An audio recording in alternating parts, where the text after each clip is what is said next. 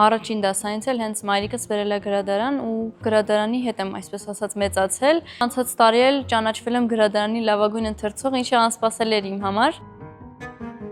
Վերցրել եմ այս անգամ Լուսի Մոտ Մոնտգոմերի «Աննան կանաչ կտուրներից» գիրքը։ Սյուժեն շատ գրավիչ է, իր մեջ կան թե արկածային, թե ուսուցողական մասեր։ Երեխաների հետ զրուցելիս մենք արդեն մոտավորապես պատկերացնում ենք իրենց հետաքրքրությունները ու ըստ իրենց հետաքրքրությունների արդեն առաջարկում ենք գրքերը։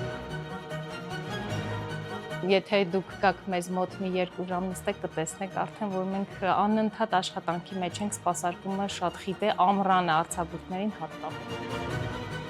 Գրադարանը իր 90-ամյա այս գործունեության ընթացքում իրականացրել է և շարունակում է իրականացնել բազմաբնույթ ծրագրեր։ Մենք աշխատում ենք ոչ միայն Հայաստանի Հանրապետության մանուկների համար,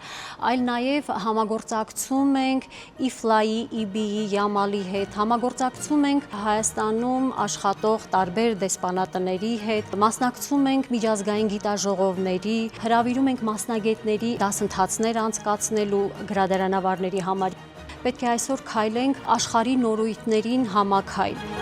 Տարվա ընթացքում մենք կազմակերպում և անցկացնում ենք շուրջ 200 կրթական ծրագրեր, մանկապատանեկան գրքի և երաժշտության շաբաթ այս ծրագրի շրջանակում տարաբնույթ միջոցառումներ ենք ունենում։ Մանկական գրքի միջազգային օրը, երեխաների պաշտպանության միջազգային օրը, արևմտահայ գրականության միամսյակ, մանկապատանեկան գրքի երևանյան ցուցահանդես տոնավաճառ։